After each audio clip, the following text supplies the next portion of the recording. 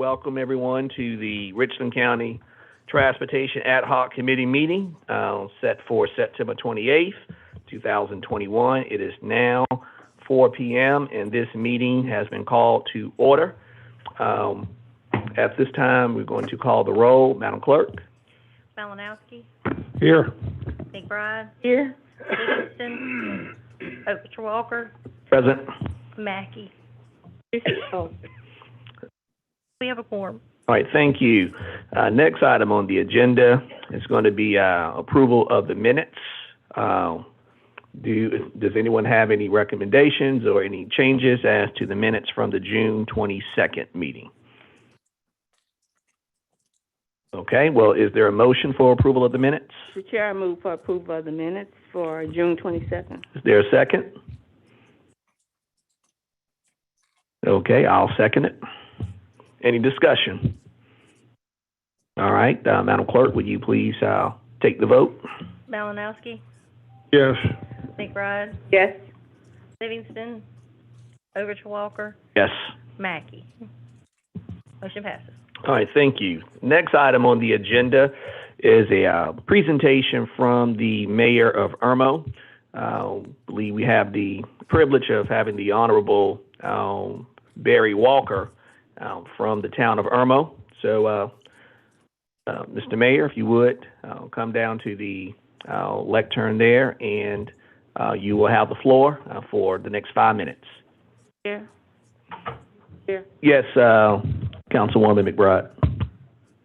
Thank you. Is there an amendment to the agenda? Yes, the agenda was actually amended, and I just wanted the minutes to reflect that. sure, yes. Okay. Well, let the record reflect that the agenda was amended prior to, prior to this afternoon. In fact, it was amended on yesterday. And this is the third item on the agenda. Mr. Mayor? Thank you very much, and I appreciate the fact that you allow me to address your Transportation Committee, Chairman Overture Walker. I appreciate it.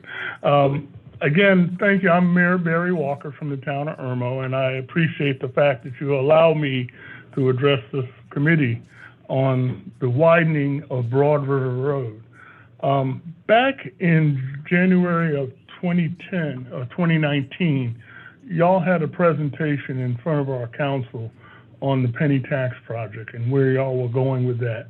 During that presentation, you gave us a slide program which basically showed you the construction projects we had under construction, underway, the road projects you had going on, and one in particular was the Broad River Road widening project, which started at Royal Tower and going all the way out to ending at Shady Grove Road.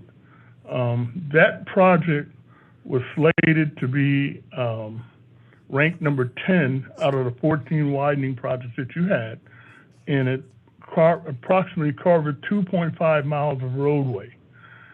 At that time, your approximate counts for vehicles was about 22,000 vehicles per day, and on a heavy day, it's expected to grow to 34,000 vehicles per day. Now, if you're not familiar with that stretch of road, it's the junction between I-26 going up to basically Ballantyne.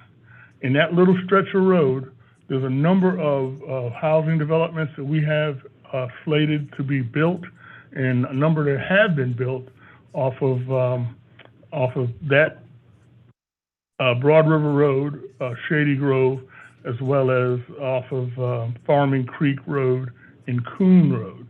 In fact, we have a new project that was slated to go into effect of about almost 200 homes on Coon Road. Now, knowing the impact to that little artery, South Carolina DOT is in the process of widening I-26 from basically Royal or exit 101 all the way up to the Peak exit. They're in the process of doing that as we speak. And that's going to relieve a lot of tension in the corridor going to Ballantyne, going to Newberry.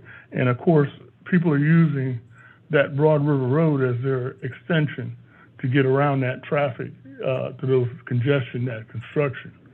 What I'm here for today is that when y'all made that presentation, you had originally slated it to be a 4-lane road with a turn lane in the middle, basically 5-lane road from Royal Tower all the way to Shady Grove.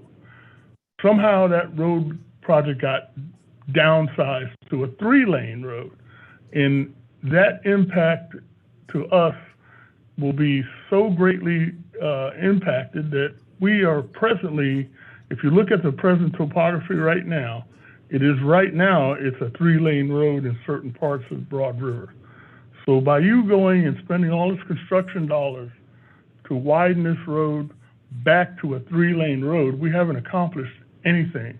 In fact, you disrupted a lot of the traffic flow, and the traffic problems we have now has been disrupted, and the end result is when you're done, we're not going to gain anything from that.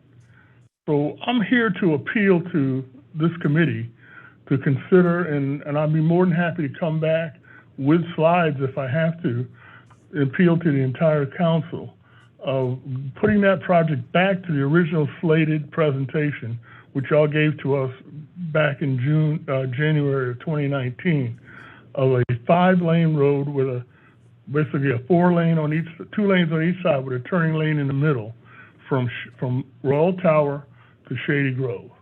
And, you know, I'm here to appeal to y'all, and I'll be glad to answer any questions you have.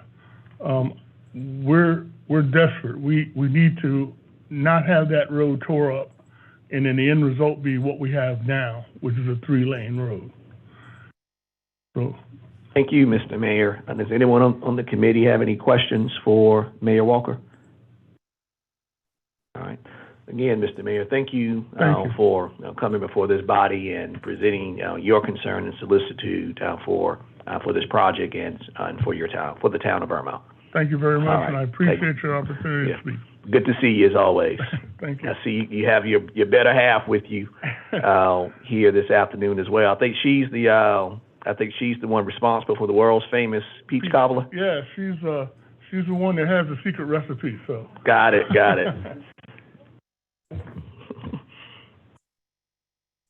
Next item on the agenda, and this seems a little awkward, but next item is the adoption of the agenda. Any changes to the agenda, Mr. Brown? No, Mr. Chair. Or Director Steele? Any changes? Okay. Do I have a motion for adoption of the agenda? Second. Okay, it's been moved properly second. Any discussion? All right, Madam Clerk, will you please call the vote? Malinowski, Yes. McBride, Yes. Walker, Yes. Mackey. Yes. Motion passes. All right, thank you. Next item on the agenda, items for action. Action 5A would be the Clemson Road Sidewalk Phase 1 contingency. Is that Director Maloney? Yes, sir. Yeah, and good afternoon to you, Director Maloney. And you have the floor, if you would please, share with council, I guess, any updates or I guess anything you care to share with us about this particular project. Yes, sir. Is it Mr. Chair? Just one minute, Yes. please. Yes. I just want to make sure I got Mark present, Miss Only. I know I came in a few minutes late. Thank you. Absolutely. You have the floor, Director Maloney. Yes, sir. The Clemson Road Phase 1 Sidewalk Contingency. We are requesting an additional 10% contingency on this, which would be in the amount of $26,990. That would put the total project at $323,880. This project was designed by PDT some time ago, and in your packets, there are plan sheets, 3 plan sheets that illustrate in red ink, if you do have color prints, the note boxes where there are several items that were encountered that are in the side corridor, like utilities that need to be adjusted, manholes and things like that that need to meet Americans with Disabilities Act. In reviewing this request for change order, had these items been identified by the engineer in the beginning, likely this price would have been included in the bid. So as I looked at it, it was a fair price for the items that need to be added, and we recommend approval. to you for the amount of $26,990 in addition. Only any questions from the committee? You recognized Councilwoman McBride. So Director Malone, usually in all our contracts we do for infrastructure, and all, we do a contingency plan. Is this exceeding the 10% contingency plan now? Yes, ma'am. This is an additional 10% contingency. And it's not for, the 10% contingency isn't for just the change order, but for items that may come up to give us, some room for unforeseen conditions. Is there any reason why we're going to the 20%? Is it because the cost for the items you just mentioned? Yes, ma'am. And we've been doing, what, 15% or 10? Yeah, we in a small project like this, when you're dealing with percentages, we've been looking at what would be appropriate would be to start with 15%. This one had 10% contingency, and it was insufficient to handle some of the conditions in the field. No questions? Mr. Malinowski, you're recognized. Thank you, Mr. Chair. Director Maloney, while you state this will cover any other issues that may arise during the remainder of the construction, this 10% contingency, we already had one 10% contingency. How'd that work for you? It didn't. So how do we really know that this is going to work and somebody won't come up with additional? And of course, everybody knows, well, it's the government, so if you find something else, they're going to give you the money. At least on that side of the coin they will, but they won't necessarily when it comes to items like the mayor spoke about. It says here on page 7 of our agenda, the need for the contingency came about because there were traffic signal junction boxes in the path of the sidewalk that were not identified in the plans for relocation. Can you give us any idea why these were not identified? Kind of seems to me if you're walking along, you see a metal plate in the sidewalk, say, oh, that's got to be moved. I mean, who's responsible for that they didn't do it? And it may be before your time. Yes, sir, if I may respond? Yeah. Yeah, it was before all the employees' time here. This was, again, designed by PDT. We don't know why they were missed, but I do have my confidence in our staff who has looked at this and along with the contractor. And so that's where I get my confidence from is the current people we currently have working on the penny and providing that. I've seen a lot of sidewalks where they meander about. Is there any reason that a sidewalk can't be built that goes around these boxes that would eliminate the need for relocation? Yes, sir. We would do that if we had the right of way, but that would require purchasing right of way and further delays and costs that way. Hey, what about this retaining wall? It says an additional 200 feet is needed. Yes, sir. The design did not have ample retaining wall length to taper out the grades. Quantity of concrete. It says that the quantity that was called for on the plans has been determined to be insufficient. Yes, sir. I mean, how did all this come about? Who are we dealing with that they're not giving us correct information? Is it one of these contractors that's doing the work? No, sir. This was designed by the PDT. What year was that? Oh, the PD. 2017. Okay.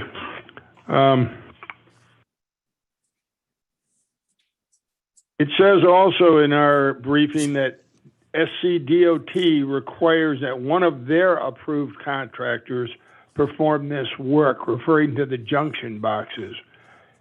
Have we relocated junction boxes in the past, and was that a requirement? And if not, why is that a requirement? This is on an active signal. Do you have some experience with them on that? Yes, sir. This junction box is not a standard junction box, which is a drainage junction box that any contractor can do. DOT has a pre-qualified list of vendors that they allow to do work on their traffic signal components. So our contractor is required to hire a subcontractor that is on DOT's pre-qualified list. To the end of that, please. Our subcontractor is required to hire a subcontractor. Our contractor is required to hire a subcontractor that is on DOT's pre-qualified vendor list. It's specialized work. Okay, and we got another item that was missed here. It says there are 5 existing SCDOT catch basins lids that weren't identified in the original contract documents or plans. Yes, Again, another item not identified. yes, sir. Is it- So these catch basins are actually now going to be part of the sidewalk width, the standard 5-foot width. We are incorporating the lids. Currently, lids are never installed to be ADA compliant because they're not intended to have pedestrians walk across them. So when we have a sidewalk project that now incorporates them, they have to be adjusted to meet a maximum 2% cross slope.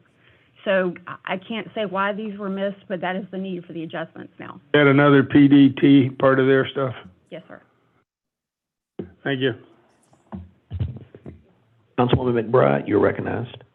Now, these sidewalks, this is not in a community where there would be houses and mailboxes, right? I don't believe so in front of I them. just wanted to make sure. That's Right. correct? Yes, ma'am. Okay. Mr. Additional Chair, questions? I move for approval. Okay. Second. Oh, properly second. Any discussion? Mr. Malinowski? Taking the vote? Okay. All right. Madam Clerk, take the vote. Malinowski, No. McBride, Yes. Overture Walker, Yes.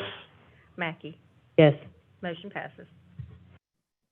Next item on the agenda is item 5B, which is the dirt road package. And Director Maloney, would you care to give us an update or talk to us about this project?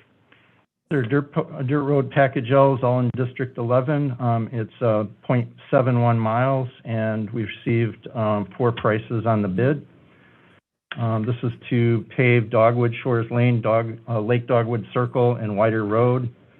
4 bids were received ranging from $584,681 up to over $1 million. We are recommending the low responsive bidder of Palmetto Site Work Services at $584,681.99. Questions from the committee? Well, I have a Yeah. question. I'm sorry. Go Councilwoman ahead. Go ahead. Mackey, or is that right? Oh, go ahead, All right. Mr. Chair. Well, my question, Director Maloney, is of the contractor that was selected, or at least that's been recommended. Is that contractor based in Richland County? I think so. Yes, sir.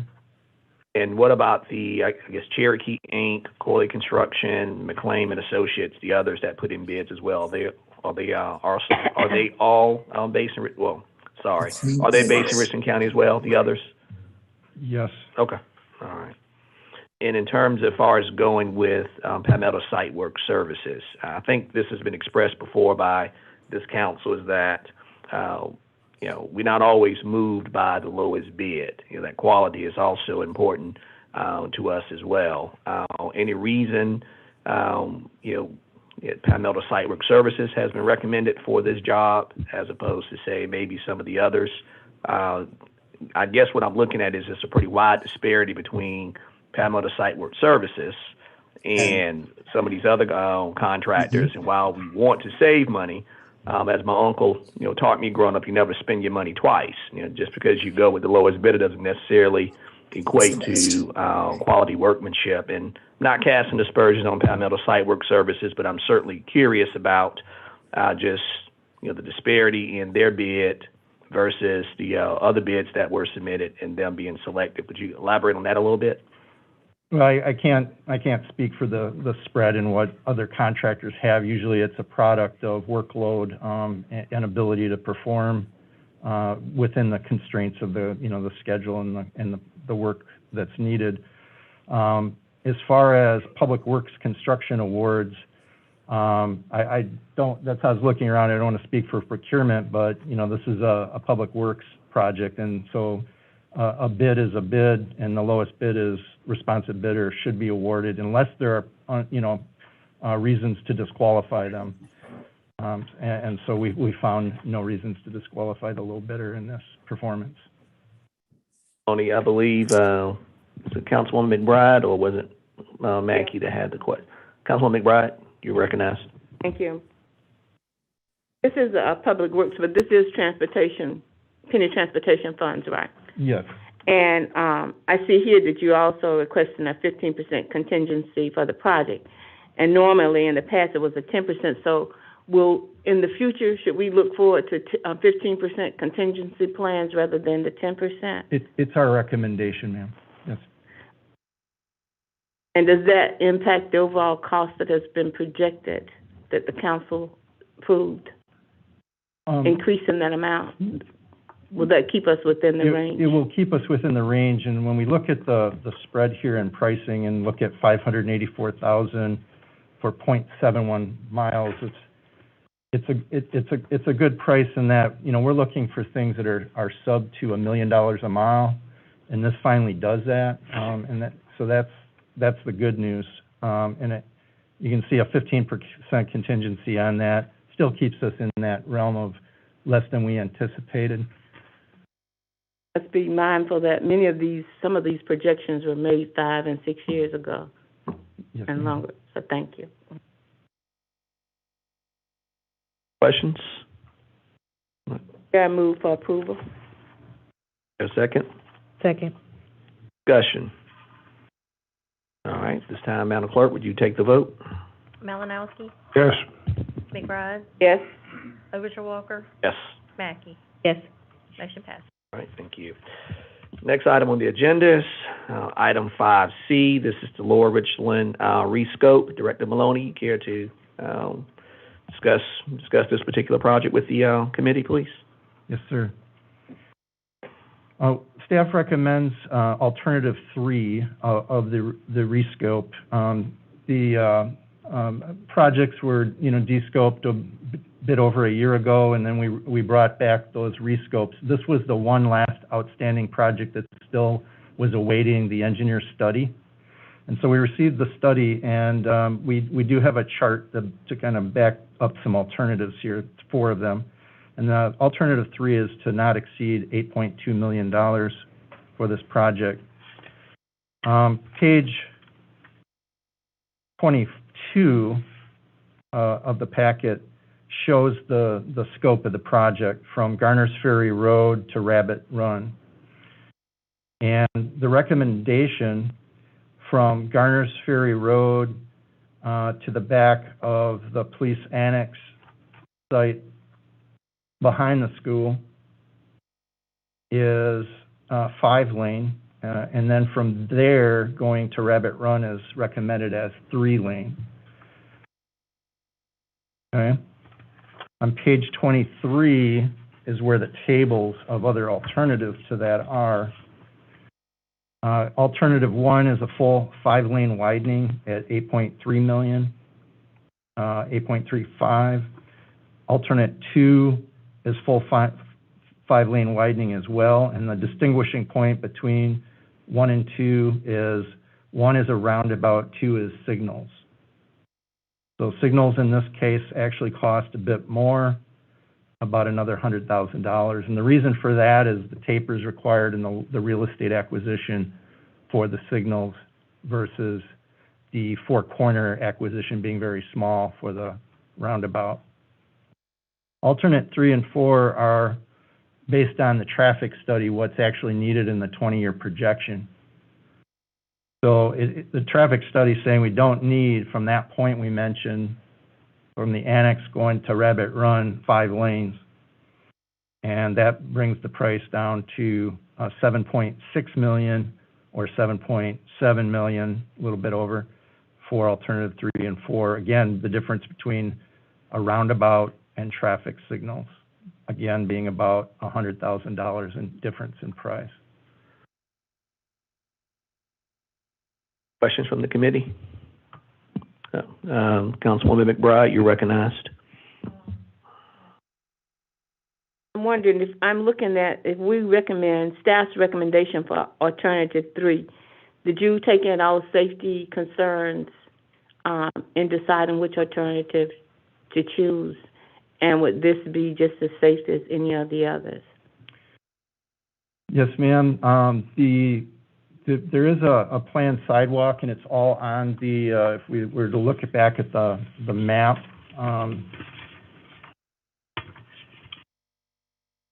so we're showing the bottom of the page, there's a sidewalk plan there. If there was a roundabout at Rabbit Run, the sidewalk would continue into Rabbit Run, if I remember. So intersection crossings for the school there would be minimal. I don't know if we've talked to the school yet, but about traffic crossing guards. Usually they negate either way. I've seen safety issues as well with, with traffic signals and walk signs. If a car misses that, it can be catastrophic. There is a little bit more to watch on a roundabout, but all the traffic's coming from one direction, and anything you cross on a roundabout, again, is one lane of traffic going in the same direction, unless it's a multi-lane one, but they're all coming from the left. So two-lane traffic crossings at the roundabout would be eliminated until you get to an island of refuge as a pedestrian. Malinowski, you're recognized. Thank you, Mr. Chair. Director Maloney, do you have any idea on the cost of a roundabout versus a regular intersection? In this case, it's $100,000 less for a roundabout than a signalized intersection. And it can vary based on real estate issues. In this case, the real estate issues become longer and more extracted by the signal. So that's why it's about $100,000 more to install. Okay, well, that $100,000 pales in comparison to the $2 million above the referendum amount that you're asking for.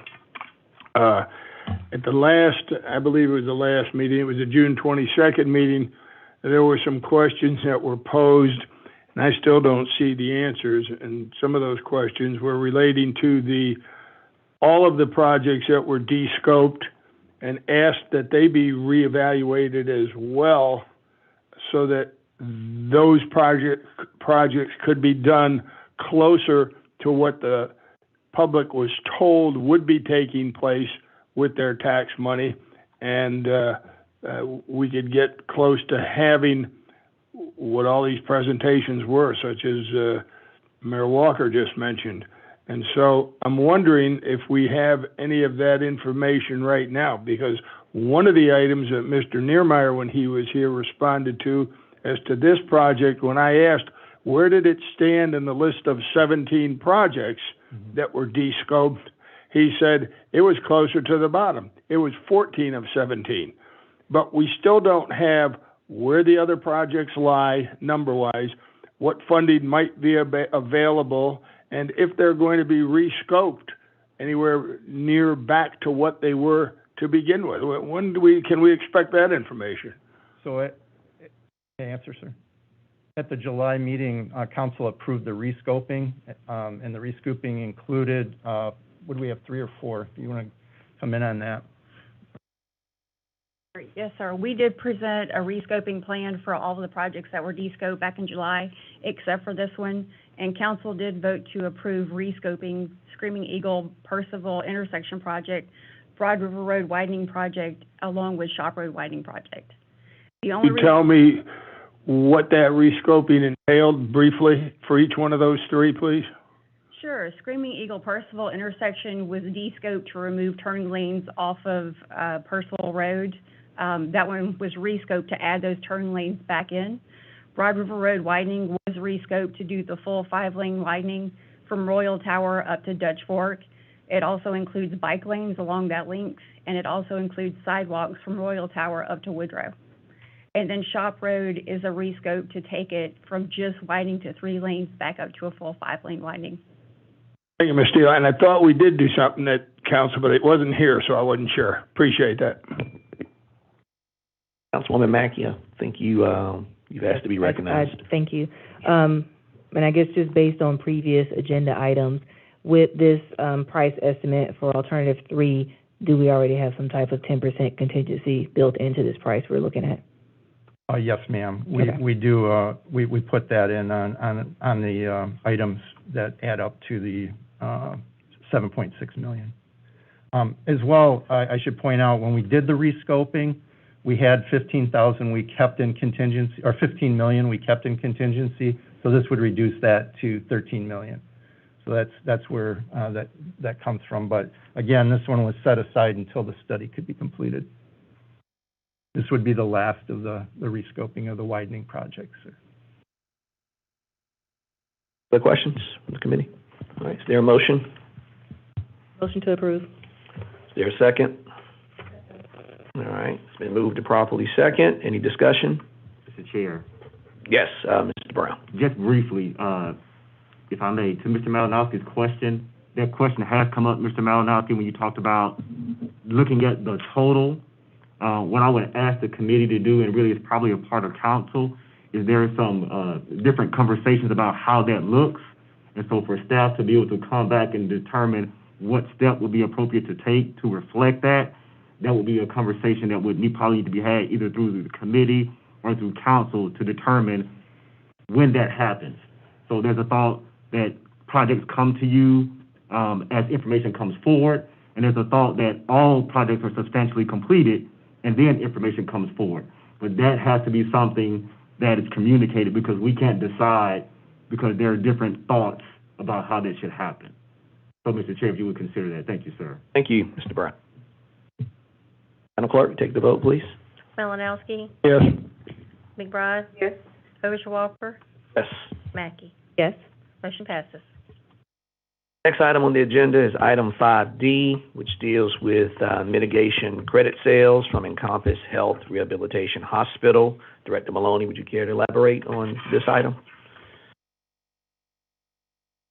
Yes, sir. This was the sale of 4.9 credits of the Wetland Mitigation Bank at $20,000 per credit, yielding $107,882.35. And of that, Richland County would return to the penny account $92,136.47. We recommend the sale. Questions from the committee?